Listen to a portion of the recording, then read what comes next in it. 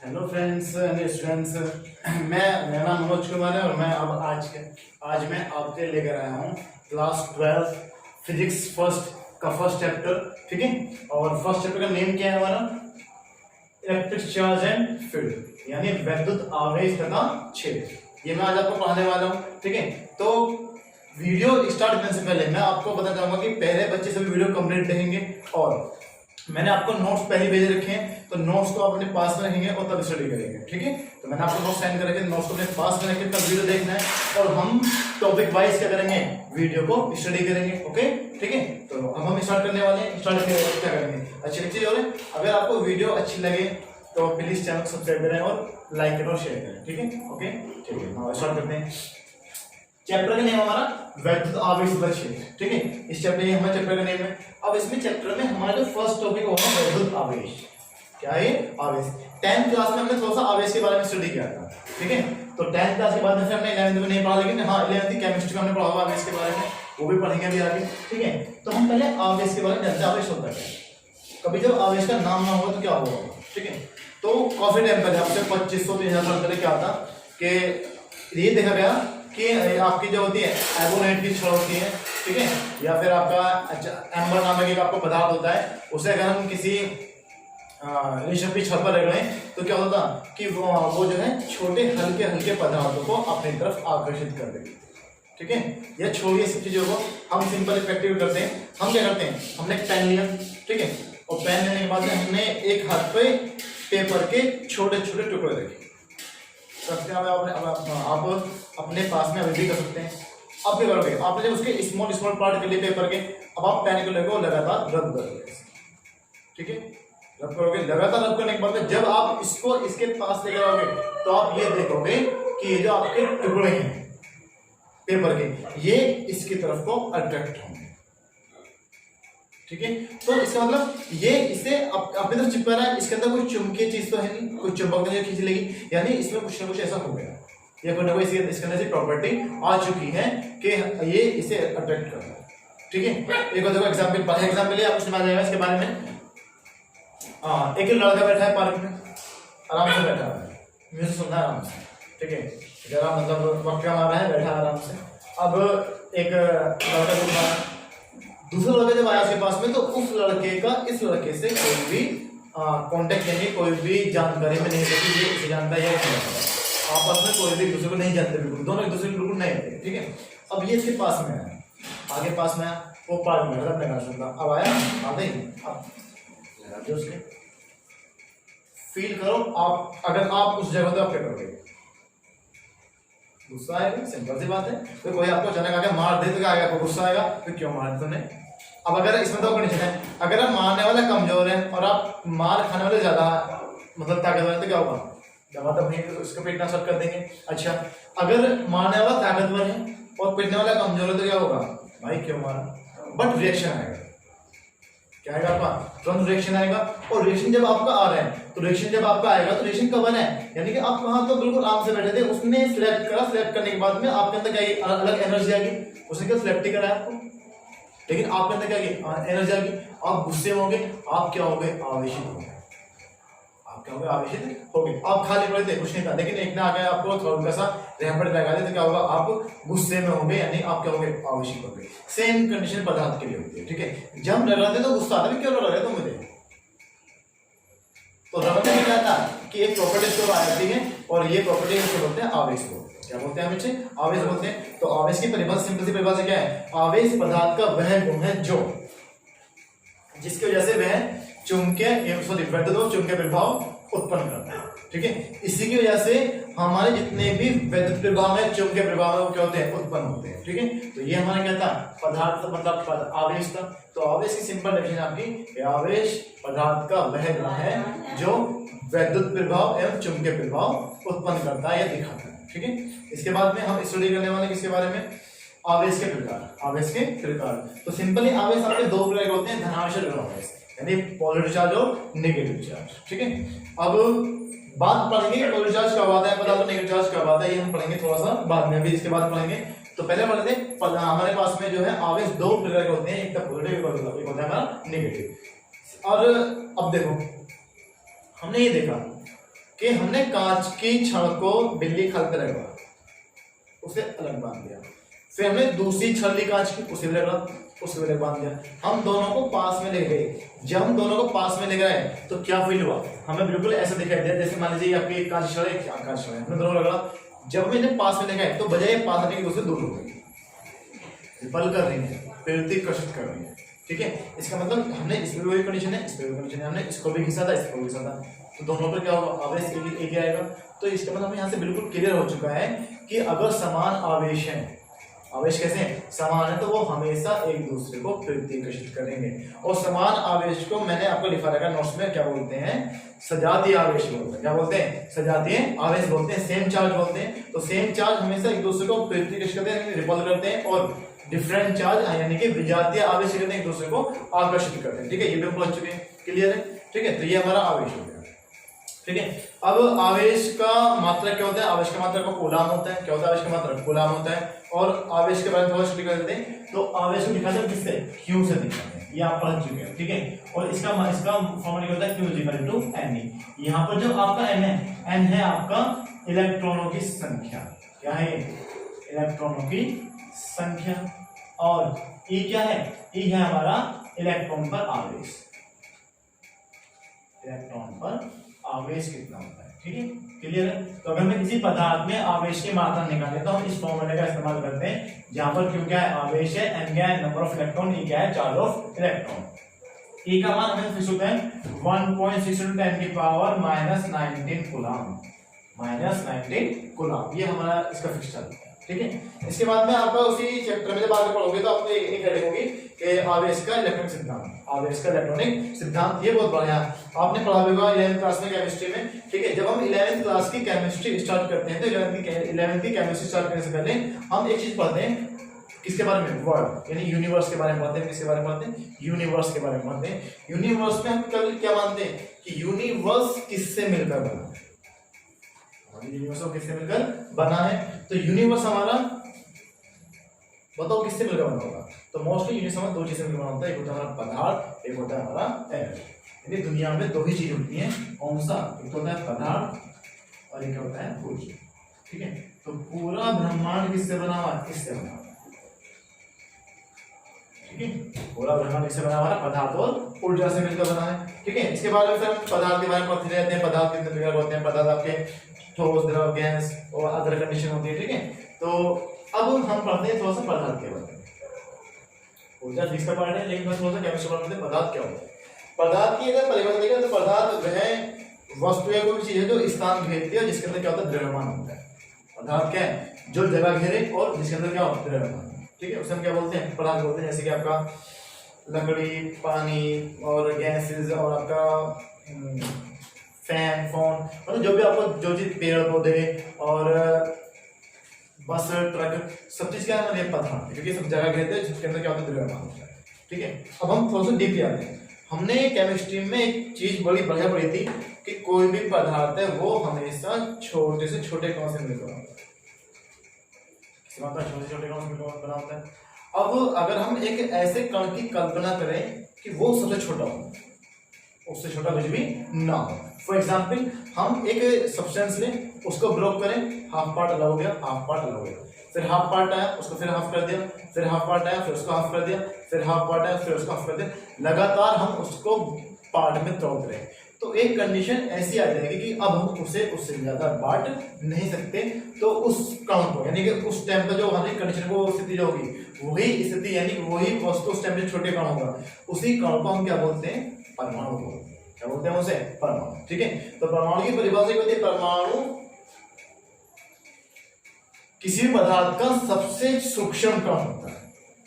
ठीक है, हालांकि स्वतंत्र अवस्था में नहीं रह सकता, लेकिन क्या होता है, सबसे सूक्ष्म कण होता है और परमाणु को हम बांट नहीं सकते। ठीक है, अब इसके बाद में परमाणु के बारे में थोड़ा सा स्टडी कर लेते हैं। परमाणु में क्या होता है, परमाणु में आपने पढ़ा होगा अच्छी तरीके से 11th क्लास की केमिस्ट्री में, 9th में भी आएगा, 10th में भी आएगा और अपने 11th में भी पढ़ा होगा, 12th में पढ़ोगे।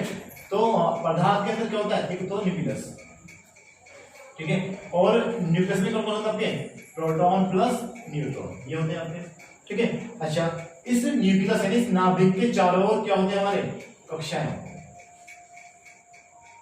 जिसमें क्या होते हैं, इलेक्ट्रॉन चक्कर लगाते हैं। ठीक है, तो इसमें इलेक्ट्रॉन चक्कर लगाते हैं। अब हम थोड़ा सा बात करते हैं इसके बारे में, सोडियम के बारे में बात कर लेते हैं। सोडियम, इसका कितना है, इसके अंदर प्रोटॉन होता है 11 और इलेक्ट्रॉन कितना होता है 11।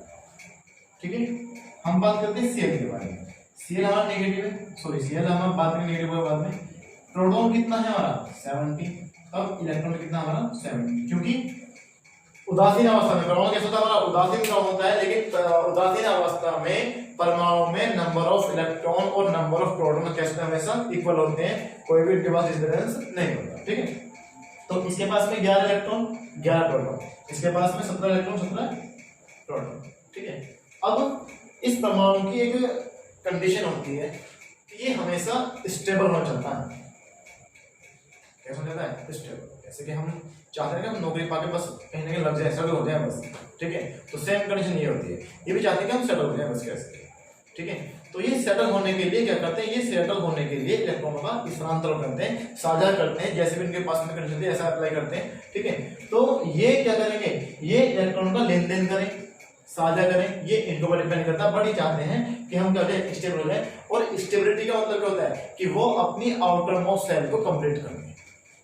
ठीक है, तो ये आउटर मोस्ट सेल यानी बाहर की कक्षा में कम से कम उसके 8 इलेक्ट्रॉन हो। तो देखो यहाँ पर अगर मैं इनका इलेक्ट्रॉन विन्यास को सोडियम का तो कितना आएगा 2 8 और 1, इसका कितना आएगा 2 8 और 7 आएगा। इसे बाहर पूरा करने के लिए इसमें किसके पास 2 कंडीशन है, या तो वो 1 को निकाल दें या 7 को ले लें। इसके पास में कंडीशन है या तो ये 7 को निकाल दे या 1 इलेक्ट्रॉन ले ले। ठीक है, केमिस्ट्री में इलेक्ट्रॉन को निकालने के लिए ऊर्जा चाहिए, केमिस्ट्री में इलेक्ट्रॉन को निकालने के लिए ऊर्जा चाहिए और लेने के लिए क्या चाहिए, ऊर्जा चाहिए। ठीक है, तो अगर ये 7 इलेक्ट्रॉन लेगा तो इसे लेने के लिए ज्यादा ऊर्जा लगानी पड़ेगी, अगर ये 1 इलेक्ट्रॉन देगा तो इसे निकालने के लिए ऊर्जा देनी पड़ेगी, कम ऊर्जा में काम चल जाएगा। सिंपल बात है, यहाँ पर कम ऊर्जा देके से बाहर निकाल देंगे और इसे क्या करना है, इसे साथ ये बाहर नहीं निकाल सकते एक बार में, क्योंकि इसे ज्यादा ऊर्जा वेस्ट होगी। ये क्या करेगा 1 इलेक्ट्रॉन लेगा, क्योंकि इसे 1 इलेक्ट्रॉन लेने में कम ऊर्जा लगानी पड़ेगी। ठीक है, तो ये क्या करेगा, ये 1 इलेक्ट्रॉन लेगा और ये इलेक्ट्रॉन देगा, बस में। ठीक है, अब देखो ध्यान से, अब क्या होगा, अब देखो यहाँ पे मान लीजिए आपका ये सोडियम है, सोडियम में प्रोटॉन और इलेक्ट्रॉन कितने थे 11 11, और Cl इसमें प्रोटॉन और इलेक्ट्रॉन कितने थे 17 17 इलेक्ट्रॉन। क्लियर है, अब इसमें यहां से 1 इलेक्ट्रॉन निकाल दिया। ठीक है, और ये इलेक्ट्रॉन कहां पर आएगा, आपका यहां एंट्री करेगा, यानी यहां 1 इलेक्ट्रॉन जुड़ गया और यहां एक हमारा माइनस हो गया। तो यहां पर कितने इलेक्ट्रॉन बचे 10 बचे, और यहां कितने हो गए 18। ठीक है, अब देखो यहां प्लस के 11 हैं और यहां माइनस के 10 हैं, तो रियल टाइम कितना आएगा +1 आएगा। यहाँ 17 प्लस के हैं और 18 किसके हो गए माइनस के हो गए, क्योंकि 18 इलेक्ट्रॉन माइनस के हो गए, तो यहाँ रियल टाइम सिंबल क्या हमारा माइनस। ठीक है, तो इसका मतलब अब जो प्रोटॉन है जो हमारा परमाणु है ये दिखाएगा प्लस, ये दिखाएगा माइनस चार्ज। ठीक है, पास में आ गई। तो यहाँ से हमारे पास में Na पर कौन सा चार्ज आया प्लस का, और Cl पे कौन सा आया माइनस का चार्ज आया। ठीक है, क्लियर है। तो ये हमारा क्या था, ये था इलेक्ट्रॉनिक सिद्धांत थ्योरी के बेस पे ये चार्ज कैसे आता है। तो चार्ज कैसे आएगा, चार्ज हमारा ऐसे आएगा कि हम क्या करेंगे, ठीक है, चार्ज कैसा आता है, चार्ज हमेशा इलेक्ट्रॉनों के स्थानांतरण से आता है। ठीक है, और समझिए तो दो वस्तुएं कब आवेशित होंगी, जब वो चार्ज को इलेक्ट्रॉन को इंटरचेंज करेंगे, या तो वो इलेक्ट्रॉन को भेजेंगे या साझा करेंगे, जो भी करेंगे बाहर। लेकिन चार्ज कब आएगा, जब आपको इलेक्ट्रॉन देना पड़ेगा या लेना पड़ेगा। ठीक है, इलेक्ट्रॉन देने पे कौन सा आता है प्लस का, और लेने पे माइनस का जाता है। ठीक है, क्लियर है। तो यहाँ से हमें पता चल गया कि आवेश हमारे दो ही प्रकार के होते हैं, एक आपका प्लस का, एक होता है माइनस का। प्लस प्लस रिपल करेंगे, प्लस प्लस क्या करेंगे रिपल करेंगे, यहाँ पर प्लस चार्ज है और यहाँ पर प्लस चार्ज है, हमेशा एक दूसरे को दूर रखेंगे, यानी क्या आएगा हमारा प्रतिकर्षण आएगा। क्या आएगा प्रतिकर्षण। अगर डिफरेंट चार्ज है, अगर डिफरेंट चार्ज है प्लस है और ये क्या है माइनस, तो क्या है यहाँ पे आएगा हमारा आकर्षण। क्लियर है, ठीक है। तो यहाँ पे हमारे क्या आने वाला है आकर्षण आने वाला। क्लियर, पक्का, ओके, ठीक है। तो ये हमारा तक इसके बारे में चार्ज के बारे में था, आवेश क्या होता है, कैसे आता है आवेश, ये बिल्कुल बेसिक कॉन्सेप्ट है। हालांकि आप पढ़ चुके हैं, मैं फिर भी आपको रिवाइज करा रहा हूँ, ठीक है। तो बच्चे वीडियो को देखते रहेंगे, आगे पढ़ते हैं, आगे इससे आगे बढ़ेंगे। अगला स्टेप क्या होने वाला है, जो इसका नेक्स्ट स्टेप है, जो इसका अगला स्टेप है वो अगला स्टेप है इसका कूलॉम का नियम। क्या है अगला स्टेप? कूलॉम का नियम। इसके बारे में स्टडी करेंगे। तो कूलॉम के नियम में देखो क्या है।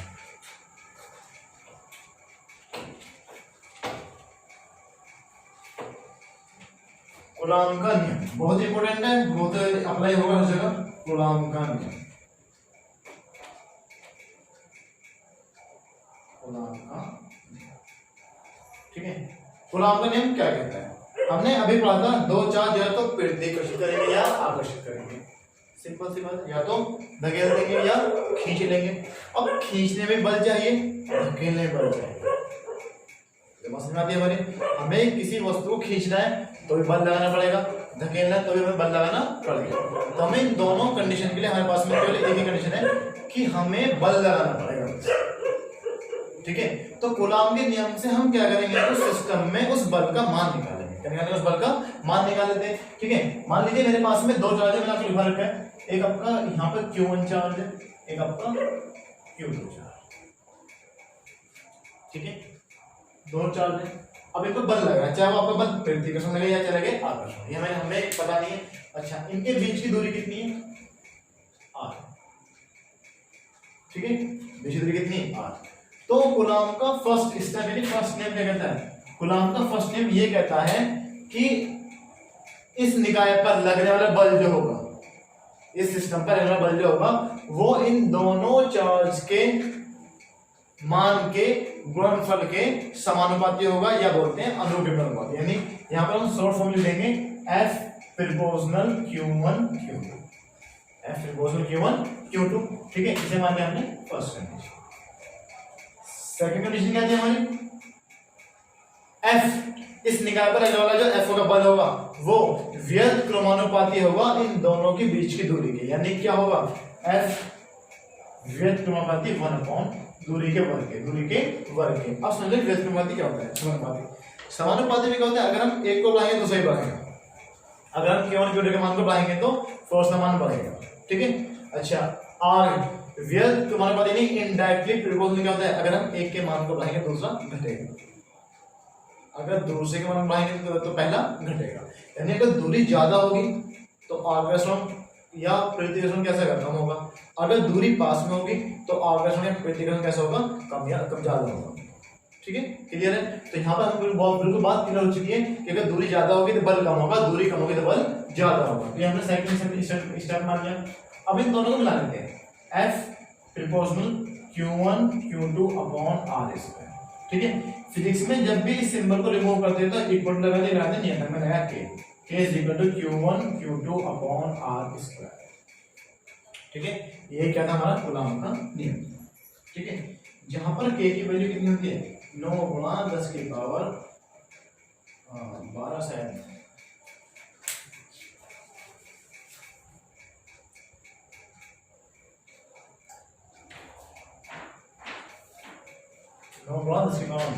ठीक है। ये हमारा इसकी वैल्यू होती है, और ये वैल्यू हमारी कितनी होती है? Newton metre square upon coulomb square, ठीक है।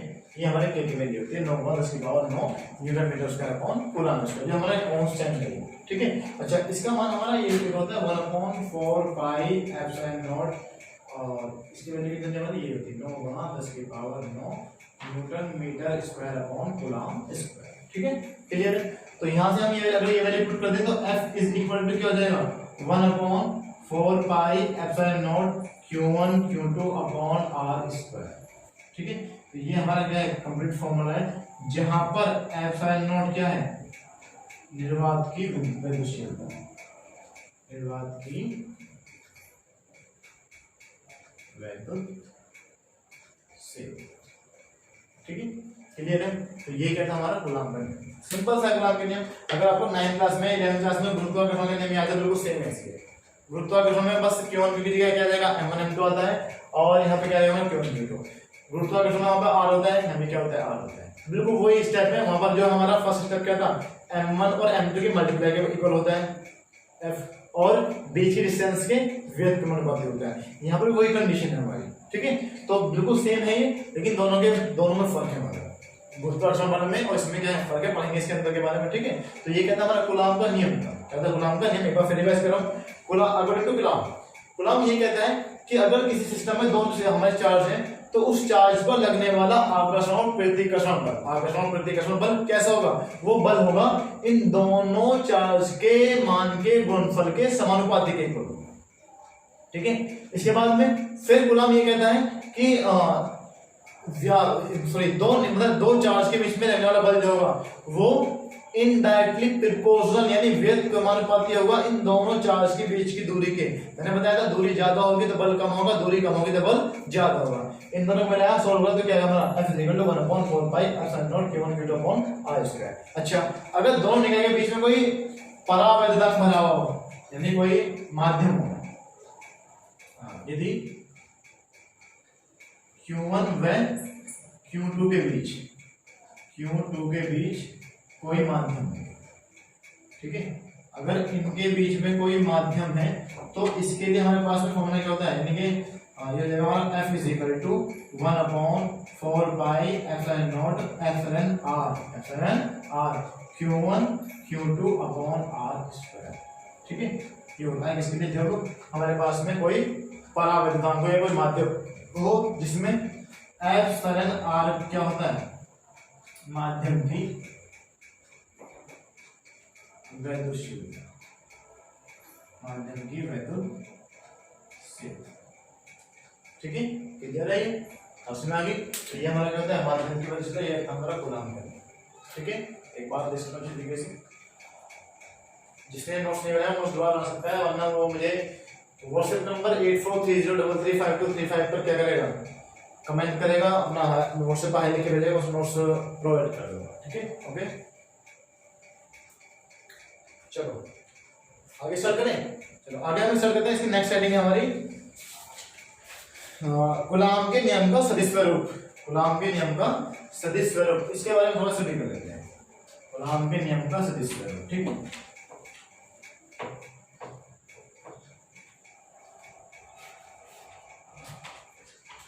कूलाम के नियम का सदिश स्वरूप,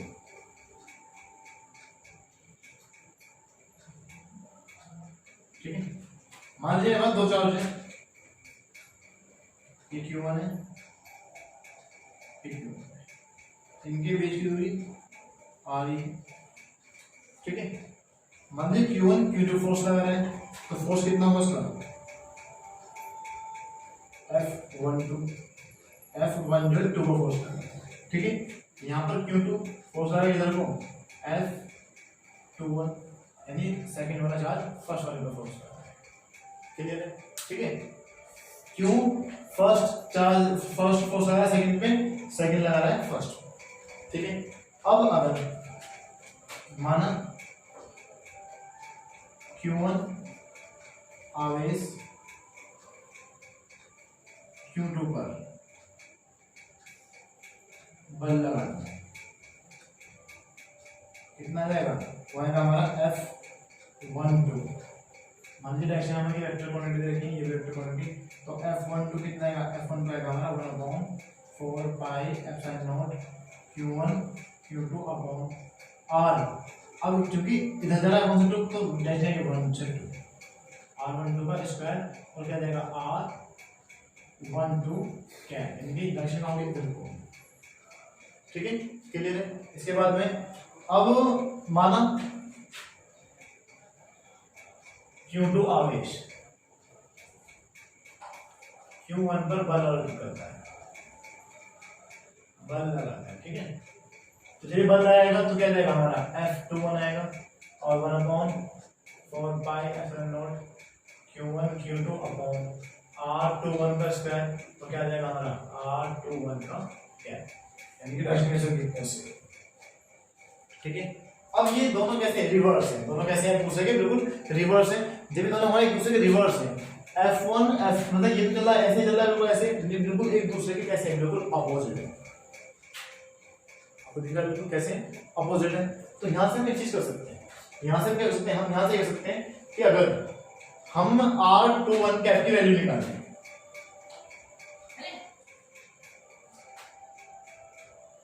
ठीक है।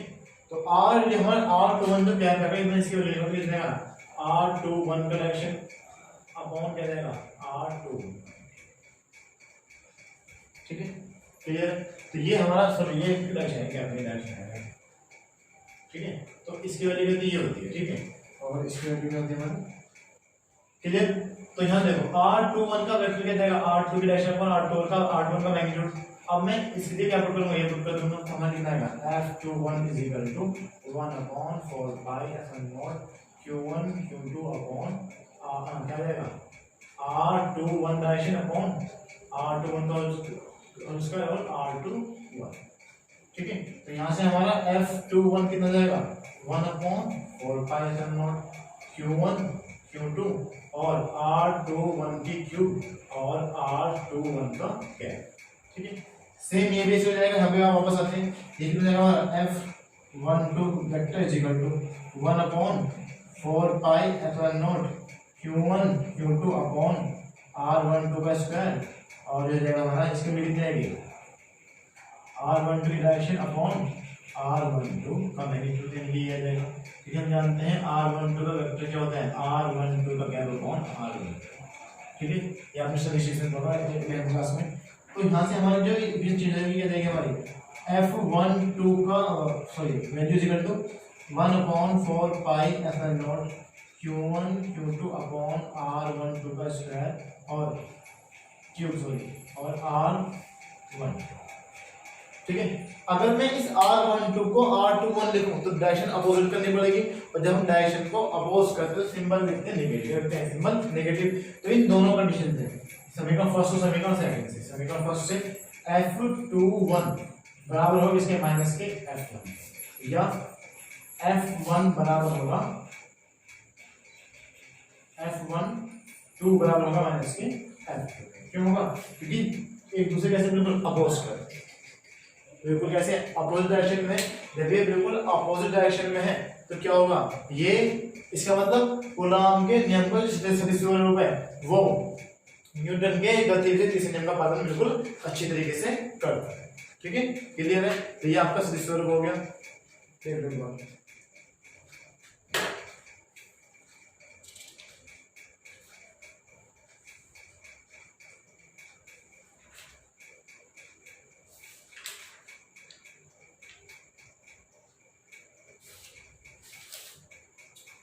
ठीक है। चलो आगे चलते हैं।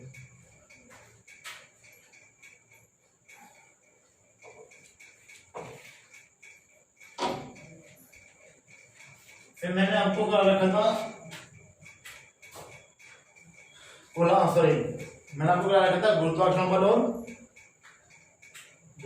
बल और ये जो हमारा बल था इन दोनों में अंतर, ठीक है। गुरुत्वाकर्षण बल में और आपका जो हमारा विद्युत बल होता है इसमें या कूलॉम का बल होता है इसमें क्या होता है अंतर होता है, ठीक है। अंतर होता है क्या है, अंतर ये होता है हमारा गुरुत्वाकर्षण बल में और विद्युत बल में। विद्युत बल मजबूत होते हैं, स्ट्रॉन्ग होते हैं, ठीक है, प्रबल होते हैं, जबकि गुरुत्वाकर्षण बल प्रबल नहीं होते, पहला रीजन। दूसरा रीजन क्या है हमारा, जो हमारे विद्युत बल है, विद्युत बल उस पर माध्यम का फर्क पड़ता है, माध्यम का फर्क पाता मैंने आपको बताया था, यहाँ पे क्या किया था हमारा एप्सिलॉन आर आ गया था, लेकिन गुरुत्वाकर्षण बल में माध्यम का कोई इफेक्ट नहीं पड़ता, ठीक है। समझ में आ गई, ठीक। अब चाहे आप यहाँ पे कुछ भी लगा दीजिए, चाहे 10 लेयर डाल दीजिए, अगर उससे कोई ऑब्जेक्ट पृथ्वी उसे उसी बल से खींच लेगी, तो आप यहाँ पे कितनी लेयर लगाइए पृथ्वी पर इसका कोई फर्क नहीं पड़ने वाला हो, तो उसी गुरुत्वाकर्षण से खींच लेगी। यानी गुरुत्वाकर्षण बल में हमारा जो है माध्यम नीड नहीं करता, मतलब जरूरत नहीं है उसकी। इसके बाद में फिर हमारा जो है विद्युत बल जो है, विद्युत बल क्या होता है प्रबल होता है और उसे नीड नहीं किसी माध्यम की, और ये कैसा होता है दुर्बल होता है, और इसे जो है मैं क्या बोलूँगा सॉरी विद्युत बल जो है वो दुर्बल होते हैं, सॉरी प्रबल होते हैं, जबकि गुरुत्वाकर्षण क्या होते हैं दुर्बल होते हैं। विद्युत बल को माध्यम की आवश्यकता मतलब माध्यम का की वजह से फर्क पड़ता है, लेकिन इसको बिल्कुल भी फर्क नहीं पड़ता, ठीक है क्लियर है, बात समझ आ गई। अब देखो आगे बढ़ते हैं अध्यारोपण का सिद्धांत, अध्यारोपण का सिद्धांत।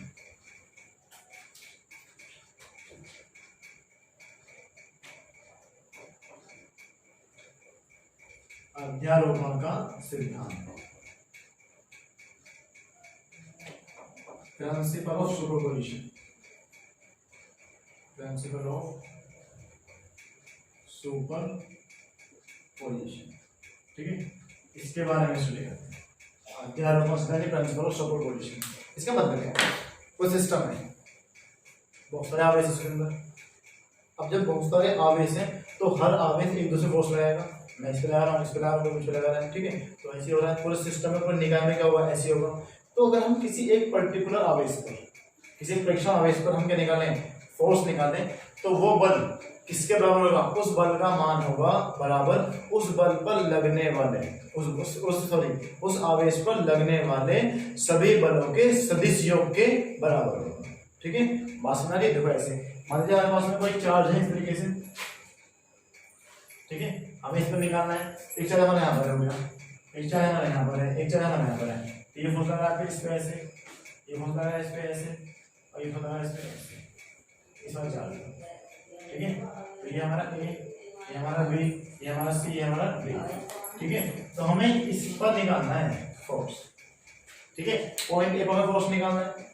इस पॉइंट ए पर, इस पॉइंट ए चार्ज पर हमें बहुत सारे पॉइंट दूसरे अदर चार्ज के इफेक्ट पड़ा इनका, ठीक है। तो हम जब हम इनको इस पर हम क्या निकालेंगे, हम निकालेंगे इस पर कुल कितना बल कितना है। तो अध्यारोपण सिद्धांत ये कहता है कि किसी निकाय में उपस्थित किसी एक परीक्षण आवेश पर जो बल लगता है, वो बल उस निकाय में उपस्थित सभी आवेशों द्वारा लगाए गए बल के सदिश योग के बराबर होता है, ठीक है। इसका मतलब क्या हो जाएगा, यहाँ पर अगर मैं F निकालूंगा किस पर, पॉइंट ए पर, तो क्या जाएगा हमारा एफ बी आएगा, एफ सी आएगा, एफ डी आएगा, और दोनों जितने भी उस पर फोर्स हो जाएगा, ठीक है।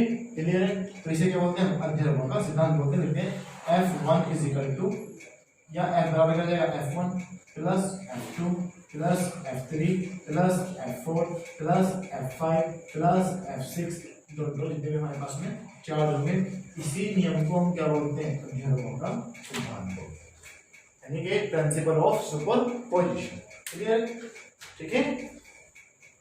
बात समझ आ रही है, तो सारा वीडियो समझ में आ रहा है अच्छी तरीके से, ठीक है। इसे नेक्स्ट वीडियो में हम जो पढ़ने वाले इसके बारे में, इलेक्ट्रिक फील्ड के बारे में डिटेल में पढ़ेंगे अच्छी तरीके से।